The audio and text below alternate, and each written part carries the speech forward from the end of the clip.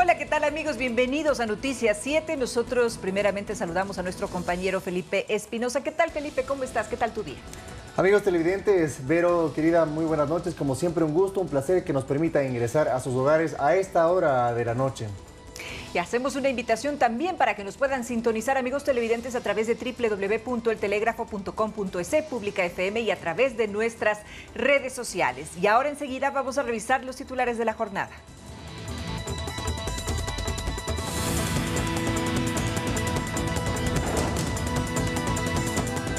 Gobierno nacional y líderes indígenas se preparan para la instalación de la primera mesa técnica de diálogo. La asamblea y el sector productivo piden ser incluidos.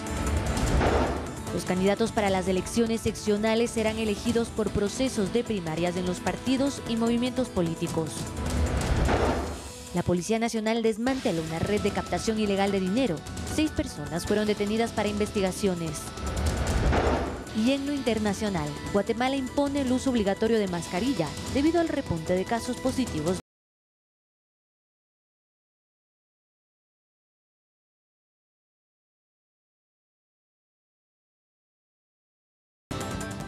El paro nacional cobró al menos $1.000 millones en pérdidas, pero ¿quién lo financió? Y sobre todo, ¿de dónde provino el dinero? Es una pregunta que expertos y autoridades analizan. Las organizaciones sociales han dicho que el paro nacional fue financiado mediante donaciones. Pero, ¿es eso posible? El analista de seguridad, Mario Pazmiño, lo refuta. O sea, para mover la cantidad de gente que movieron y las acciones que hicieron, se necesitan recursos. Que alguien venga por allá de buena caridad, le diga, ¿sabe qué? Tome estas vituallas, tome este quintal de papas. Esa es otra cosa, esa es otra cosa. Y eso no implica que le sirva para la movilización, pues, porque eso quiere decir también que tenían camiones que venían gratis, tenía combustible que venía gratis y la gente también que se metía ahí gratis. El experto discrepa con el argumento del presidente de la CONAIE, Leonidas Issa, respecto a que los manifestantes de provincia se movilizaron tantos días por voluntad propia. El gobierno asegura que al menos $15 millones costearon el paro nacional entre alimentación y otros aspectos. Movilización, comunicaciones, armamento, hospedaje.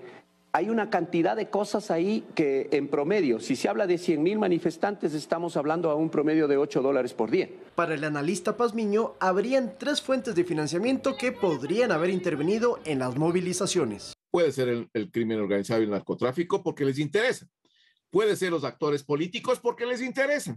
Y puede ser también el socialismo del siglo XXI, el Foro de Sao Paulo, el Grupo de Puebla, porque les interesa generar la desestabilización para que toda América Latina sea un solo continente rojo. ¿Cómo determinar si efectivamente apoyaron el paro y con cuánto porcentaje? El Centro de Inteligencia será el encargado de revelarlo. Tratamos de contactar a la CONAIE para acceder a su lista de financiamiento, pero no obtuvimos contestación. Lautaro Andrade, Noticias 7. Tanto los movimientos indígenas como el gobierno nacional han mantenido reuniones previas a la concreción de las mesas técnicas de diálogo con el objetivo de generar propuestas. Este miércoles se iniciará con la focalización de subsidios. Este 13 de julio será cuando inicie la primera mesa temática acordada por el Gobierno Nacional y movimientos indígenas. Desde días pasados ya se coordina el trabajo para dar solución a demandas planteadas durante las movilizaciones. Aunque organizaciones como la CONAIE, FEINE y FENOCIN se pusieron de acuerdo en los 10 puntos que sostuvieron el paro, con el pasar de los días, los detalles de cada tema y la lista de pedidos se ampliaron. El ministro de Gobierno, Francisco Jiménez, liderará este proceso. Él deberá supervisar que el proceso arroje resultados en un máximo de 90 días. El 13 de julio, el tiempo empieza a correr. El primer tema que se abordará será la focalización de subsidios. Le seguirá la banca público y privada, además de fomento productivo, empleo y derechos laborales, energía y recursos naturales, derechos colectivos y educación superior, protección e inversiones nacionales, control de precios, acceso a la salud y seguridad. Andrea Orbe, Noticias 7. Mientras tanto, amigos televidentes, los sectores productivos, industriales y exportadores piden ser incluidos en las mesas técnicas de diálogo entre el gobierno y los movimientos indígenas y sociales. Sostienen que están a punto de quebrar debido a las afectaciones del paro. Los asambleístas piden lo propio. 800 empresas serían las más afectadas. Tan solo el sector exportador sufrió pérdidas por más de 100 millones de dólares, empujando a las industrias ecuatorianas a una crisis que dejará secuelas a largo plazo. Todas, porque obviamente si una empresa de exportación deja de exportar, pues deja de comprar insumos. Se perdieron contratos, se perdieron clientes, se perdieron volúmenes de exportación. En tal razón piden ser incluidos en las mesas técnicas de negociación entre la CONAIE y el gobierno. Les preocupa, entre otros temas, el punto 3 de los pedidos del movimiento indígena, que hace referencia a los tratados de comercio internacional. Por la violencia y por los actos terroristas que sucedieron, creemos que es necesario, justo e importante inclusive, no solamente para hoy, sino para el mañana, que seamos parte de esas mesas de diálogo. Para ellos, las movilizaciones causaron el aumento de la inflación interna, mayor riesgo país y pérdidas de contratos con proveedores internacionales. A usted le dicen, le vamos a mejorar su casa, la vamos a poner más bonita, pero para eso necesitamos poner una bomba que va a estallar en la sala. ¿Usted lo dejaría? ¿Creen que los resultados van a ser positivos? En lo absoluto. Dejar atrás la posibilidad de nuevos eventos violentos, ni en 90, ni en 180, ni en 360 días. Que la violencia nunca vuelva a las puertas de nuestros hogares. Paradójicamente, los sectores agrícolas han sido los primeros en sentir los estragos causados por las movilizaciones. La asambleísta de Pachacuti, Gisela Molina, denunció ser víctima de un presunto atentado luego de votar en contra de la destitución del presidente Guillermo Lasso. Molina detalló que un auto chocó el vehículo en el que se trasladaba a Quito desde La Maná. La legisladora responsabilizó al líder indígena Leonidas Issa y aseguró que ya presentó la respectiva denuncia en Fiscalía. El día de ayer he puesto una denuncia donde que hay personas directamente vinculadas a este proceso de abuso y de odio que han venido difundiendo. Tengo documentación y tengo evidencias que quienes han estado a cargo de eso desde siempre, no desde ahora con las presiones. Es el señor Leonidas Issa y su grupo de poder que se siente muy poderoso y que hoy más que nunca vemos que ya no les importa ni siquiera respetar la vida de los demás. En otro tema y como parte del proceso electoral, rumbo a los comicios seccionales, los partidos y movimientos políticos deben realizar sus procesos de democracia interna para definir a sus candidatos, que tienen que contar con el acompañamiento del Consejo Nacional Electoral. Actualmente, por las reformas al Código de la Democracia, las organizaciones políticas están obligadas a realizar procesos de democracia interna antes de inscribir a sus candidatos. Uno de los beneficios de estos procesos es la doble legitimidad de las autoridades elegidas por el voto popular. Representa a la ciudadanía en general, pero también representa a sus votantes, pero a su vez representa a la organización política. La norma establece 3 formas de democracia interna. Las primarias abiertas, en la que participan todos los ecuatorianos y pueden votar por los precandidatos seleccionados por las organizaciones. Las primarias cerradas, en donde votan todos los adherentes o afiliados al partido. Y las elecciones representativas, a través de órganos internos, de acuerdo a lo que disponga la normativa de cada movimiento. Esta última opción es la más aplicada en Ecuador. Se aplica principalmente la de democracia representativa interna cuando las organizaciones políticas son de carácter nacional. Por facilidad, y lo otro es el tema económico. Estamos hablando de impresión de papeletas, inscripción de candidaturas, calificación de candidaturas y todo ese proceso a efectos de que se den unas votaciones.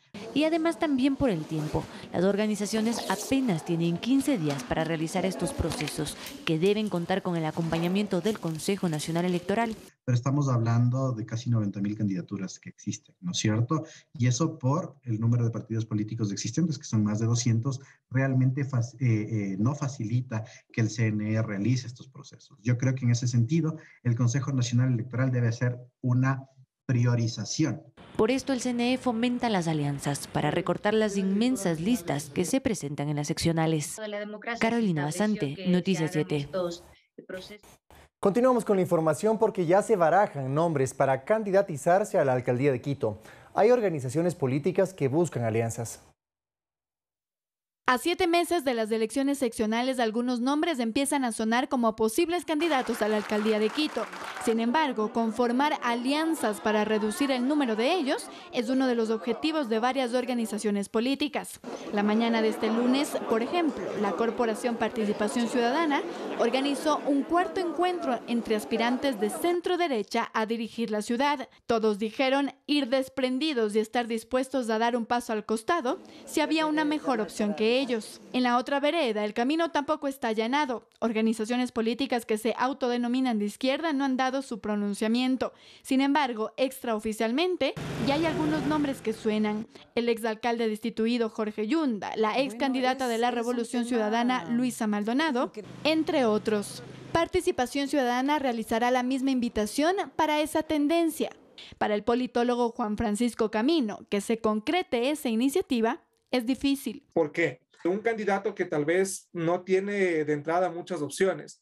Al existir tantos candidatos, más bien puede ser que él se vea motivado a continuar en la carrera electoral, debido a que no se necesitará mucho porcentaje de votos para acceder a la alcaldía. Por ahora, las precandidaturas que se conocen son las de la exasambleísta por el extinto Alianza País, María José Carrión, que a finales de marzo fue propuesta por el Movimiento Amigo, y la de la activista Jessica Jaramillo, que es la carta del movimiento provincial Todos. En 2019 se presentaron 18 candidatos a la alcaldía de Quito, de los cuales solo 4 de ellos lograron la concentración del voto de 1.6 millones de electores. Andrea Orbe, Noticias 7. La Policía Nacional desmanteló una presunta red de captación ilegal de dinero. Luego de 2 años de investigación, se realizaron 36 allanamientos en diferentes provincias del país. Durante el operativo, 6 personas fueron detenidas, señaladas por movilizar alrededor de 36 millones de dólares de origen desconocido.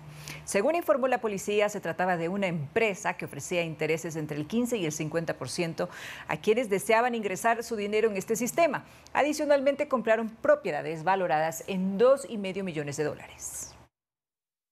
Hay que tener claro es que si usted tiene una inversión a través del depósito de dinero en transferencias bancarias y se cumple con todos aquellos que depositaron el dinero aparentemente, y aparte de eso usted compra propiedades valiosas y vehículos de alta gama, el dinero tuvo que ser utilizado y al mismo tiempo es reembolsado a los clientes o a los inversionistas. Eso ya nos da una pauta de que no existe una verdadera balance en las cuentas, y eso lo determinará la investigación.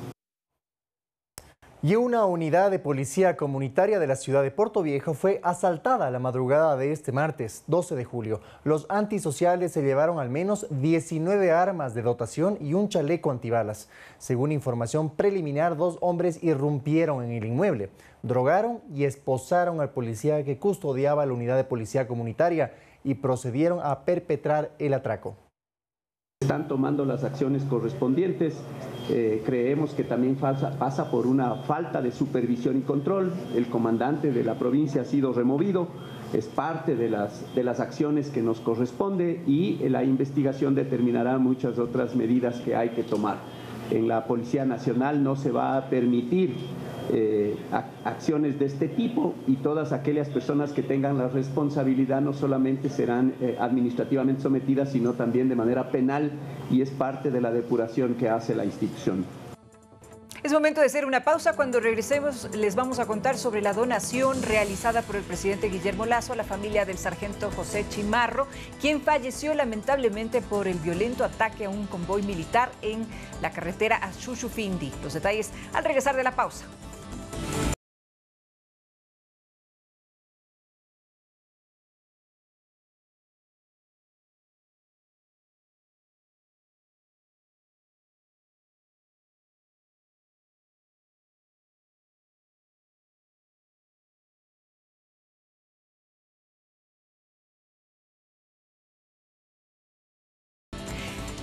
Síguenos en nuestras redes sociales. Estamos en Facebook, Instagram y también en Twitter. Además, recuerda que somos retransmitidos por Pública FM, Quito, Guayaquil y Cuenca 105.3, Manta 88.1, Loja 90.5, Pública FM.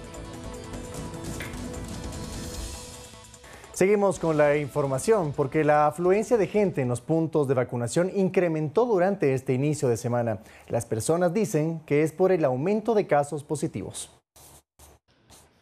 Desde el punto de vacunación del Centro Comercial Quicentro Sur, pudimos observar cómo la demanda ha incrementado en comparación a semanas pasadas. Silvia Aymara, directora distrital de salud, cuenta que antes del paro la afluencia era de entre 200 a 250 personas al día. Ha tenido incluso un promedio que supera los 700 personas vacunadas por día. La demanda es especialmente en la primera dosis de refuerzo. La mayoría de personas está acudiendo por su primera dosis de refuerzo. Recuerde que todas las personas mayores de 12 años pueden acudir a la primera dosis de refuerzo una vez que han cumplido 4 meses desde su esquema primario. Ya la segunda dosis de refuerzo en las personas de 18 a 49 años, una vez que han cumplido 5 meses de la primera dosis de refuerzo. Esto se vive en otros puntos de salud, especialmente los que están ubicados en los centros comerciales. La mayoría de personas vinieron ya que cumplían los 5 meses desde su vacuna anterior. Cuarta dosis que me tocaba ya. Tengo un viaje y como requisito para poder entrar a otros países necesitas pues la vacuna, ¿no? Y hay que ser responsable en cuanto a esto. Pero también nos encontramos con personas que acuden debido al incremento de casos en las últimas semanas. Por el incremento, por lo que ya se está escuchando mucho que hoy otra vez la ola de contagio, entonces preferimos mejor ya prevenirnos. Cuénteme, las niñas, ¿qué dosis recibieron el día de hoy? Ella recibió la segunda dosis y yo recibía la cuarta, la de refuerzo y ella la segunda también. Los puntos de vacunación están abiertos desde las 8 de la mañana hasta las 3 de la tarde y pueden encontrar el punto más cercano a su domicilio a través de la web bit.ly/Centro Salud Vacuna COVID-19. Manuela Bedón, Noticias 7. En otro tema, persisten los problemas por la escasez y la especulación con el precio de gas de uso doméstico. Compradores piden a las autoridades mano firme para los especuladores.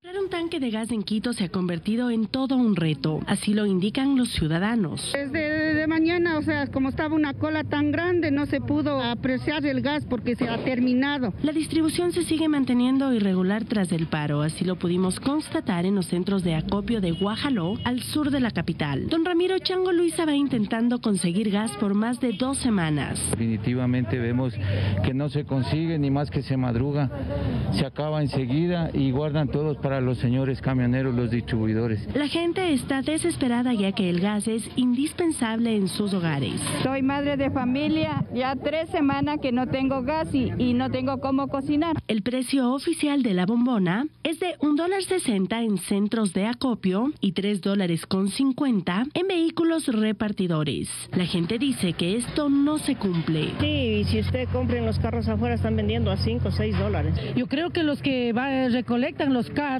pues sí está bien que vendan a $3.50, pero no pues a $4 o $5, eso es mucho. Verónica Quintaguña ya tiene 5 años su vehículo repartidor e indica: vamos a vender en 5, 6, 8, eso, o sea, de mi parte es una gran mentira, porque nosotros $3.50 lo que es el precio. Si es que, o sea, otros camiones andan vendiendo a ese precio, o sea, cojan y denuncien, hay ahí para que cojan y denuncien. Si usted quiere denunciar una venta irregular, lo puede hacer llamando al 1-800-565-8786, 1-800-lo justo. Y el presidente Guillermo Lasso cumplió con el ofrecimiento de donar su sueldo en esta ocasión. Lo hizo para los familiares del sargento José Chimarro Quispe, asesinado durante el paro nacional cuando se trasladaba en un convoy militar desde Shushufindi a un bloque petrolero.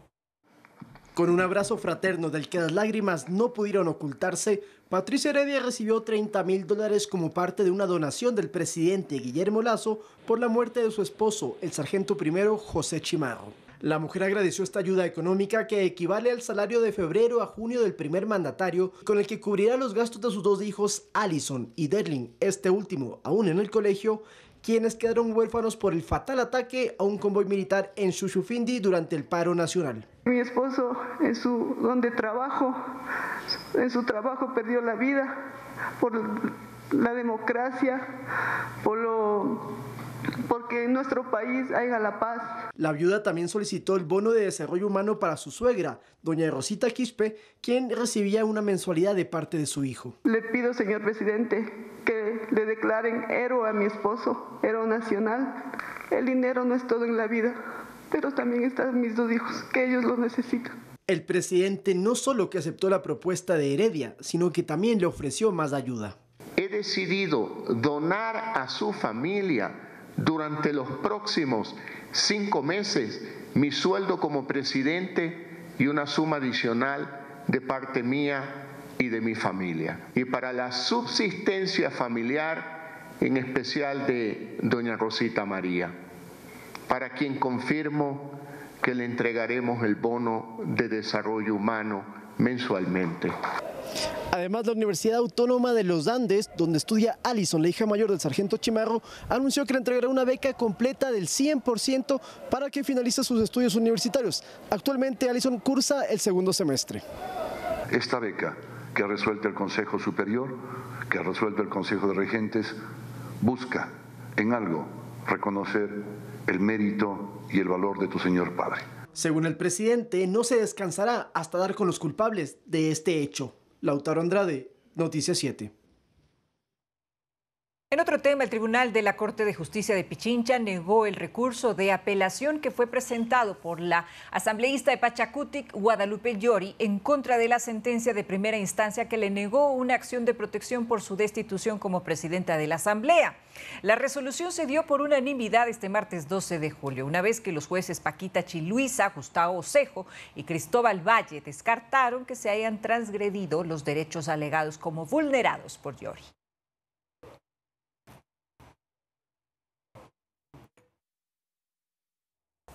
Continuamos con la información. Para el jueves a las 9:30 de la mañana, el Pleno de la Asamblea Nacional conocerá y debatirá el informe que recomienda la destitución de Yesenia Guamaní como segunda vicepresidenta de la Asamblea, de acuerdo a la convocatoria hecha por el presidente de la legislatura, Virgilio Saquicela. Guamaní es señalada por supuesto incumplimiento de funciones por mocionar suspender la calificación de un proyecto de reforma de ley tributaria para realizar una consulta a la Corte Constitucional. Para su destitución se requieren al menos 70 votos. Atención amigos, a partir de las 0 horas de este miércoles 13 de julio se abrirá el proceso de postulación para las personas con títulos profesionales que deseen integrarse a la Policía Nacional. 299 cupos están disponibles para los profesionales que quieran entrar en la segunda fase de reclutamiento de la Policía Nacional. Profesionales que van a ser distribuidos en las diferentes direcciones de la Policía Nacional. Necesitamos profesionales en medicina, en derecho, en comunicación, sociólogos, antropólogos. Necesitamos gran cantidad de profesionales. Los interesados deberán inscribirse en la página reclutamiento.policia.gov.es. Las inscripciones estarán habilitadas hasta el próximo domingo 17 de julio. Desde ahí empezamos ya el proceso para poder dar las diferentes pruebas que tenemos que dar. Vamos a hacer un proceso transparente y meritocrático. Entre los 16 requisitos para los profesionales que aspiren a ser policías constan: ser ecuatoriano, tener entre 18 y 38 años, poseer un título profesional otorgado por una institución de educación superior, no haber recibido sentencia condenatoria ejecutoriada por cualquier delito, no registrar procesos judiciales de carácter penal pendientes, certificar experiencia laboral y no deber pensiones alimenticias, entre otras. Adicionalmente, desde el mes de junio se lleva adelante un proceso de reclutamiento de bachilleres, técnicos y tecnólogos para el nivel operativo, quienes tendrán una formación policial y académica de 6 meses. Carolina Basante, Noticias 7. Y escucha bien, porque el uso de tarjetas de crédito ha aumentado en el país. En Ecuador circulan alrededor de 5,7 millones de tarjetas de crédito. En la siguiente nota le damos algunos consejos prácticos para pagar sus deudas de las tarjetas de manera rápida y fácil. El uso de tarjetas de crédito en el país incrementó durante los años 2020 y 2021. En promedio, un tarjetaviente utiliza 2.2 tarjetas de crédito. En el país circulan alrededor de 5.7 millones de tarjetas de crédito. Marco Núñez, director de Tributar Soluciones, explica que las tarjetas son una herramienta financiera. Y que nos permita pues justamente obtener otro tipo de activos como muebles, como electrodomésticos. Se puede tener varias tarjetas, pero Núñez recomienda tener 2. Una para gastos recurrentes y otra para emergencias. Yo solo debo ocupar hasta el máximo del 50% de ese cupo, entre el 30 y el 50, ¿no? Uno de los errores comunes en las personas que adquieren una tarjeta de crédito es utilizarla para gastos fijos, como alimentación o salidas. Este tipo de gastos en una tarjeta de crédito no tiene ningún sentido, porque es un pago corriente y lo único que estamos haciendo es aplazar una deuda. Si su caso es una deuda, Núñez recomienda que se utilicen diferentes métodos de pago. Por ejemplo, el método de bola de nieve. En este, si usted tiene una deuda de $500 y $1,000 respectivamente en cada una de sus tarjetas, puede plantearse un pago mensual de $200 en cada una. Al final del mes yo tengo que tener $400 para pagar mi deuda 1 y mi deuda 2. Pero con el tiempo, mi deuda 1 va a terminar de pagarse más rápido porque el monto es más corto y los periodos eran menores. Pero ahí es cuando ya llega el efecto de bola de nieve. Como ya en mi presupuesto tengo 400, yo ya termino de pagar la deuda 1 y ahora comienzo a pagar la deuda 2 de la forma que igual estaba acostumbrado. Solo que antes era 200 y ahora le estoy metiendo los 200 de la deuda 1 que ya está pagada y puedo pagar con más facilidad, con más rapidez el total de mis deudas. Pero lo ideal es no pagar intereses en los pagos de las tarjetas de crédito. Es por esto que se recomienda se hagan los pagos de los montos totales cada corte. No el variable, siempre a través del ingreso fijo que tengamos, planificar, hacer un presupuesto de mi propio mes a mes. Entonces ahí podemos ver justamente rubros generales como la salud, como la alimentación, como el alquiler, como la educación en muchos casos. Manuela Bedón, Noticias 7. Atención, para el mes de diciembre entrará en vigencia el uso exclusivo de la facturación electrónica. En la siguiente nota, amigos, les vamos a contar cómo ustedes pueden obtenerla. Dentro de las nuevas normativas emitidas por el Servicio de Rentas Internas, SRI, las personas que están dentro del régimen general y el RIMPE deben obtener sus facturas electrónicas hasta el próximo 29 de noviembre. Cristian de la Torre, experto tributario, explica que las excepciones son para quienes están dentro del contribuyente popular. Los que están manejando actualmente notas de venta. Dentro de la parametrización de lo que es comprobantes electrónicos no está considerado el tema de la nota de venta para ser manejado de manera electrónica. Es decir, que quienes tuvieron ganancias entre 0 y $20,000 anuales con cierre del 2021 no deberán hacer este paso. De la Torre explica que el proceso puede ser confuso, especialmente para aquellas personas que no están familiarizadas con este tipo de trámites o el uso de la tecnología. Como es el tema de producción de leche, los cultivos, etcétera, ellos están dentro de un régimen donde tienen que manejar una factura y dentro de esta resolución no está contemplado que ellos estén exonerados de cumplir con esta norma. Para poder obtener la factura electrónica debe realizar el siguiente proceso. Primero, obtener su firma electrónica. Existen varias compañías que dan este servicio y dependiendo de cuál elija, por 2 años el valor puede ser de hasta $32. Segundo, debe obtener el facturador electrónico, el cual lo puede hacer ingresando a la página del SRI Yo en línea para obtenerlo. Yo tengo que ingresar los productos, un catastro de productos, tengo que ingresar la información del cliente, generar la factura, enviarla por correo o a su vez me dice la normativa que yo puedo imprimir la factura electrónica para entregarla a mi cliente. Entonces, recomienda que quienes no estén familiarizados con estos procesos actualicen su facturación tradicional a la electrónica con tiempo. Solo de esta manera van a poder cumplir con el tema de la emisión y dice claramente que no habrá excepciones por el momento. Pese a que la normativa se emitió en mayo de este año, el SRI continúa definiendo información dentro de la normativa para su implementación. Manuela Bedón, Noticias 7. Y al volver, Guatemala obliga a utilizar la mascarilla tras los rebrotes por COVID-19 en la nación centroamericana. Esta y más noticias internacionales al retornar de la pausa comercial. Volvemos.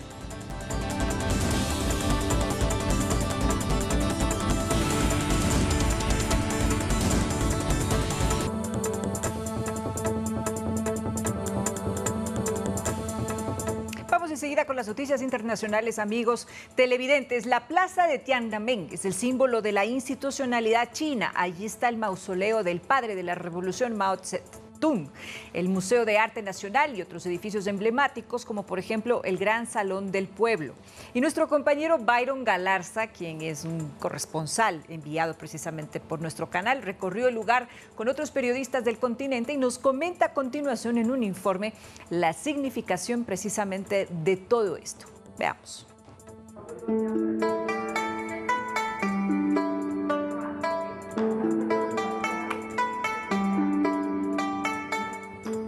Los 36 periodistas que visitamos China somos de diferentes culturas y varios continentes y países. De África, por ejemplo, Egipto, Namibia o Zimbabue.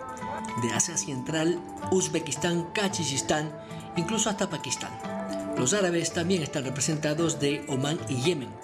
Y del sureste asiático como Bangladesh y Birmania. Y por supuesto los de América Latina. Dentro de las primeras actividades con la educación cultural está la artística. El tradicional chino, con una antigüedad de miles de años. El papel en arroz y tan fino y delicado que tiene ciertas capas que lo hacen a la vez elegante pero resistente para los trabajos artísticos, nos explica esta artista plástica, que nos recuerda que desde pequeños los chinos aprenden la técnica desde los 5 y 6 años. Soy una artista independiente y fui invitada por el Centro de Arte para dar clases como profesora. Es muy interesante e importante que las personas del extranjero conozcan la historia de la cultura china. En nuestra cultura, iniciar la educación artística es muy importante a temprana edad. Es por esto que yo inicié a los 9 años.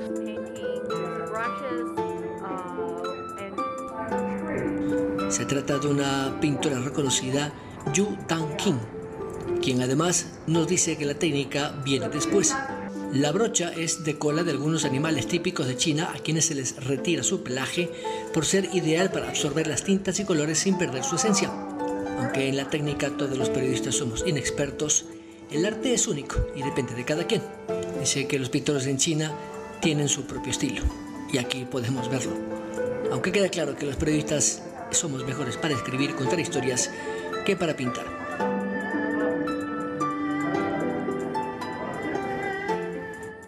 Largas filas de personas en los centros de pruebas de COVID-19 y el incremento en la positividad obligaron a las autoridades de Guatemala a establecer nuevamente el uso de la mascarilla como una medida obligatoria. Veamos a continuación el siguiente reporte de nuestro canal aliado, La Voz de América. El regreso de la mascarilla obligatoria hace nuevamente obligatorio el uso de la mascarilla en todos los espacios, en cualquier nivel de alerta que se encuentre el municipio. Sin importar el lugar, el espacio o la actividad, es la medida más reciente de las autoridades de salud en Guatemala ante un repunte de casos que reporta porcentajes de positividad de más del 30%. Hay municipios que de cada 10 personas, 5 están resultando positivas. Entonces sí es un incremento bastante importante. Mientras, los centros de hisopado registran alta demanda. Estoy con molestias, entonces quiero salir de la duda, ¿verdad? Si es solamente una gripe o lamentablemente estoy contagiada. Los guatemaltecos consideran que la obligatoriedad de la mascarilla es una medida necesaria. Nadie es superior a la ley y nadie es superior a la salud. Así que el que no se cuide, que no reclame. Creo que es muy importante para que toda la población pueda protegerse. Tenemos que usar la mascarilla porque esto es real. La medida se vuelve obligatoria después de la publicación en el Diario Oficial, que además establece el distanciamiento entre personas y la desinfección constante de manos. Además, ordena a las autoridades a tomar medidas para evitar más contagios en sus localidades. Miles de japoneses han dado su último adiós en las calles de Tokio al ex primer ministro Shinzo Abe, asesinado lamentablemente el pasado viernes en un mitin electoral. Miles de japoneses han dado su último adiós en las calles de Tokio al ex primer ministro Shinzo Abe, asesinado el pasado viernes en un mitin electoral. Tras un funeral privado, el coche fúnebre con su cuerpo pasó por delante de las instituciones políticas en las que ofició durante su larga carrera. No es que apoye necesariamente sus políticas ni nada por el estilo, pero como estuvo en el poder durante tanto tiempo, siento que se ocupó muy bien de nosotros. Shinzo Abe fue el primer ministro que más tiempo estuvo en el cargo en la historia de Japón. Estados Unidos tenía en él un fuerte aliado.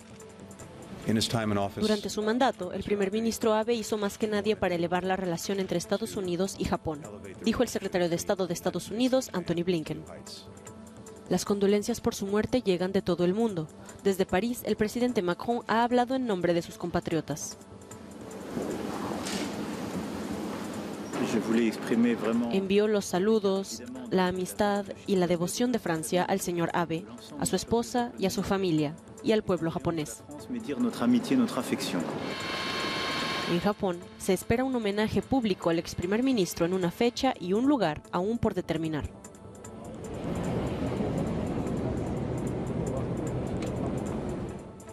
Enseguida les invitamos, amigos televidentes, a revisar más noticias del mundo en el siguiente resumen. Cuando hay mensajes que generan... El presidente colombiano Iván Duque, que dejará el cargo en menos de un mes, dijo que su país y los inversores necesitan con carácter urgente señales de confianza en la economía que le quiten la incertidumbre al país, luego de que la cotización del dólar superara por primera vez la barrera de los 4.500 pesos en las primeras negociaciones del día. El euro alcanzó la paridad con el dólar este martes, por primera vez en casi 20 años. Los inversores privilegiaban al billete verde, que alcanzó su cotización más alta frente a la moneda europea desde diciembre del 2002. La caída de la moneda común europea ocurre en momentos en que un corte en el suministro de gas ruso a Europa aumentó las consecuencias de una recesión en la eurozona.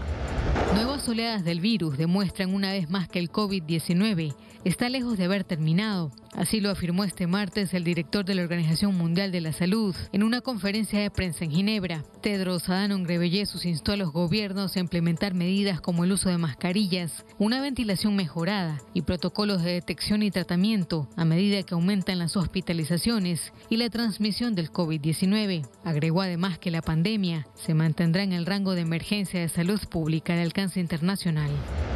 Las autoridades de Moscú informaron este martes de 559 nuevos contagios de coronavirus y recomendaron volver a usar la mascarilla en interiores para frenar la propagación de la infección. La semana pasada los positivos aumentaron en un 57% en comparación con la semana anterior. El incremento de los contagios se debe a la propagación de las subvariantes BA4 y BA5 del Omicron.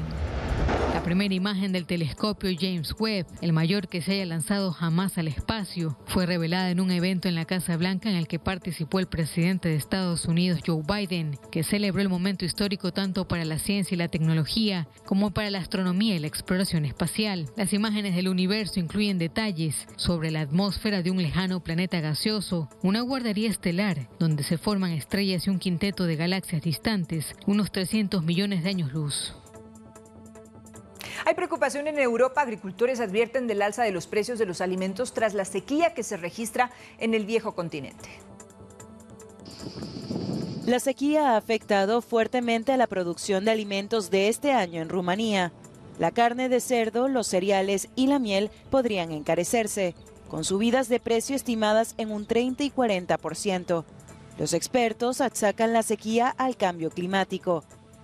Esto podría provocar cambios sustanciales en la agricultura en los próximos años.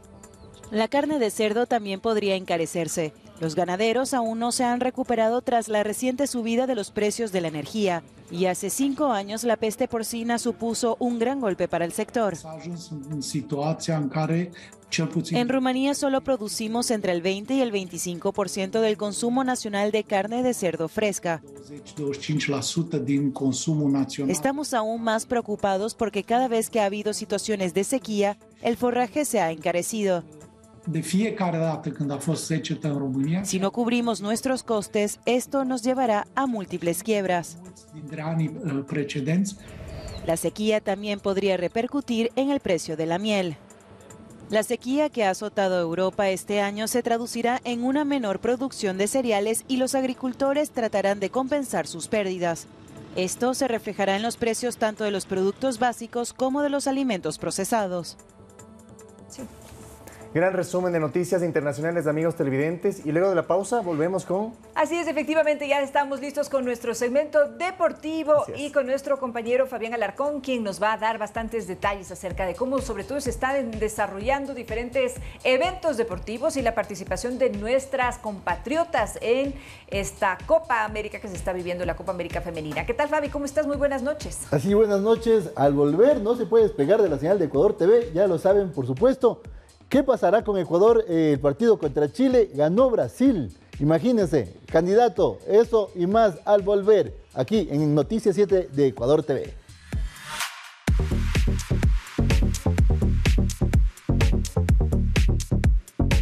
más y es momento de despedirnos, Feli. Así es, Vero, querida, amigos televidentes, como siempre, gracias por permitirnos compartir unos momentos del día con ustedes. La cita es mañana, como siempre, Vero, ¿a qué hora? A las 7 horas en punto estaremos compartiendo con ustedes las noticias nacionales e internacionales. La noticia como debe ser aquí en Noticias 7. Muy buenas noches, descansen. Hasta mañana.